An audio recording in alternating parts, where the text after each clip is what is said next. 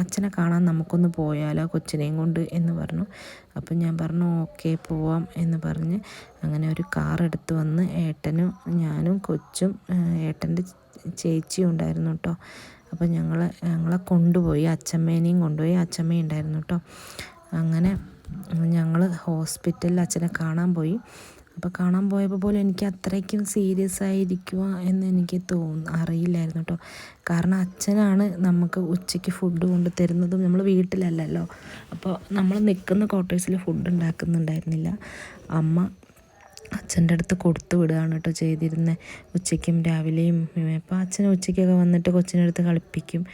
അപ്പം ഒരച്ഛന് നമ്മളോടുള്ളൊരു സ്നേഹം എനിക്ക് അപ്പോഴാണ് കേട്ടോ ഫീൽ ചെയ്തത്. കാരണം ഞാനൊരു അമ്മയായപ്പോഴാണ് നമുക്ക് മക്കളോടുള്ളൊരു സ്നേഹം അത്രയ്ക്കും ഫീലായത് കേട്ടോ. അപ്പം അച്ഛൻ അത്രയ്ക്കും എന്നെ ശ്രദ്ധിക്കുന്നുണ്ടായിരുന്നു. പകൽ വന്നിട്ട് ബോറടിക്കുന്നുണ്ടോ, അങ്ങനെ കിടക്ക് ഇങ്ങനെ കിടക്ക്, കൊച്ചിനെ അങ്ങനെ നോക്കി ഇങ്ങനെ നോക്കി എന്നൊക്കെ പറഞ്ഞ ആൾ പെട്ടെന്ന് ഒരു ദിവസം എന്താ പറയുക ഉച്ചയ്ക്ക് വരാണ്ടൊക്കെ ആയപ്പോഴത്തേക്കും എനിക്ക് മാനസികമായിട്ട് ഭയങ്കര ബുദ്ധിമുട്ടായി. അങ്ങനെ അച്ഛനെ കാണാൻ പോയ ഒരു സമയത്ത് അച്ഛൻ മിണ്ടുന്നില്ല, നോക്കുന്നില്ല. അങ്ങനെ ഒരു അവസ്ഥയാണ് ഞാനും അച്ഛമ്മയാണ് കയറി കണ്ടത്. കാരണം ഞങ്ങൾ അവസാനമായിട്ടാണെന്ന് കാണുന്നെന്നുള്ള രീതിയിലാണ് ഞങ്ങളെ കൊണ്ടുപോയത് കേട്ടോ. പക്ഷെ എന്തോ എൻ്റെ പ്രാർത്ഥന കൊണ്ടോ എൻ്റെ വീട്ടുകാരുടെ ഭാഗ്യം കൊണ്ടോ അച്ഛൻ തിരിച്ചു വന്നു കേട്ടോ.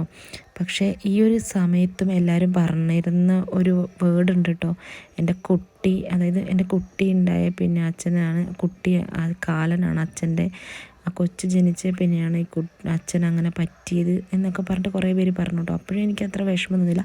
അപ്പോൾ അച്ഛമ്മ ഞങ്ങൾ ഹോസ്പിറ്റലിൽ നിന്ന് തിരിച്ചു വരുന്ന സമയത്ത് എന്നോടൊരു കാര്യം പറഞ്ഞു, ഇനി നിങ്ങൾ ക്വാർട്ടേഴ്സിൽ നിൽക്കണ്ട, നമുക്ക് വീട്ടിലേക്ക് പോവാം, ഇനി എന്ത് പ്രശ്നം വന്നാലും അത് ഞാൻ പറഞ്ഞോളാം എന്ന് പറഞ്ഞു. കാരണം എനിക്ക് വീട്ടിലേക്ക് പോകാൻ, അതായത് ഞങ്ങളുടെ വീട്ടിൽ അങ്ങനെ പ്രസവിച്ച് കിടക്കണമെങ്കിൽ ഞാൻ വേറെ ആളെയല്ലേ കല്യാണം കഴിച്ചത്, ഞങ്ങൾ ഒരേ ജാതിയിലുള്ള ഒരാളെ അല്ലല്ലോ കല്യാണം കഴിച്ചത്.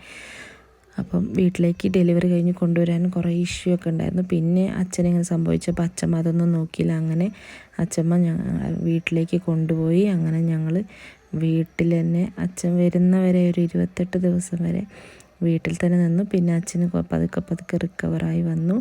എന്താ പറയുക, ദൈവത്തിൻ്റെ ഒരു ഇത് തന്നെയായിരുന്നു കേട്ടോ അത്. കാരണം അച്ഛൻ തിരിച്ചു വന്നിട്ടില്ലായിരുന്നെങ്കിൽ ഒരുപക്ഷെ എൻ്റെ കൊച്ചിനെ എന്നെയൊക്കെ ഒരുപാട് പറഞ്ഞേനെ.